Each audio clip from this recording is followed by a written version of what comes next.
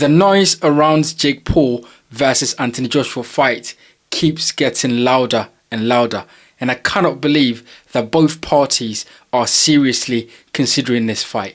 This is what Jake Paul's manager had to say about it on Sky Sports. Is it something that you can see happening next for Jake and for AJ? I think we're looking at it happening in Q1 of 2026 is kind of the current discussion. I think it's public that AJ was taking a little time away. I think he had a little surgery. So once he's ready and once Jake is ready, we're going to squarely focus on that. This is what Eddie Hearn had to say on the stomping ground when he talked about this fight. But Jake seems to, don't ask me why, truly believe that he can beat AJ and compete with him. It's never a fight I anticipated. It's never a fight we've called for. But if it's presented, I can't see us not taking it. Look, two things come to mind when I hear this talk about Anthony Joshua versus Jake Paul. Number one, it is a gross mismatch. This fight is such a mismatch that it is so dangerous that I don't think that people take the time to realize exactly what this is. This is a very dangerous fight. Somebody is gonna get hurt. Like, you do not play boxing. People actually don't understand how dangerous boxing is. And people keep playing with boxing. And when you keep doing that, you will find out, and you will find out the hard way. Now, Jake Paul is somewhat a boxer. He trains like a boxer.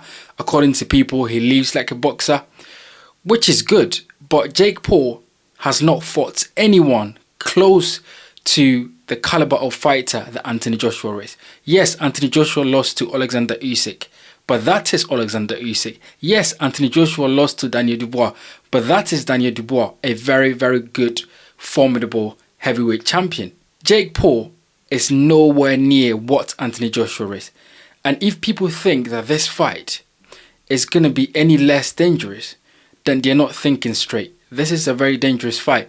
And if they're going to make this fight taking into consideration of all boxing rules, then Jake Paul is seriously in for a very dangerous encounter with Anthony Joshua. Now, they could make this fight and put in a lot of exhibition rules and stuff like that, and that is okay. Then you can have a fair fight. But if this is a real boxing fight, then it's very dangerous and somebody can get hurt. Number two, no sanctioning body should sanction this fight to happen because it doesn't make sense. It is not a fight that should be sanctioned. Jake Paul will only be putting on weight just to make the weight a heavyweight to fight Anthony Joshua. And I don't think it's right because Joshua would be too good, too big, too strong, hits too hard.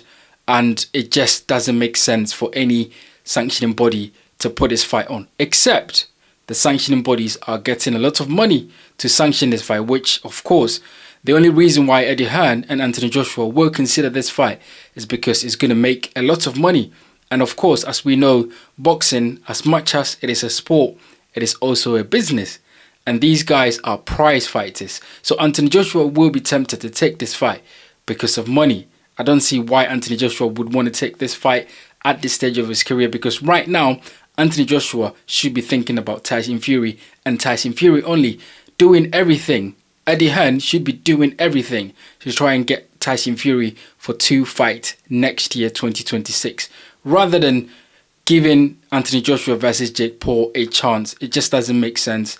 It is a mismatch. Someone's going to get hurt and people need to realize what it is. Now, of course, if they try to make this fight and if they make this fight, it's going to be a massive fight because Anthony Joshua is a big name.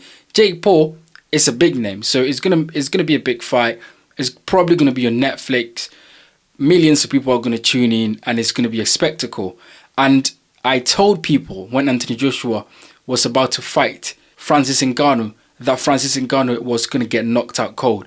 And people didn't believe me. People said that Francis Ngannou was a big, strong man. He was in the UFC and he was a champion and it's going to give Anthony Joshua lots of problems. Some people even predict Francis Ngannou knocking Anthony Joshua out. And I thought they were crazy.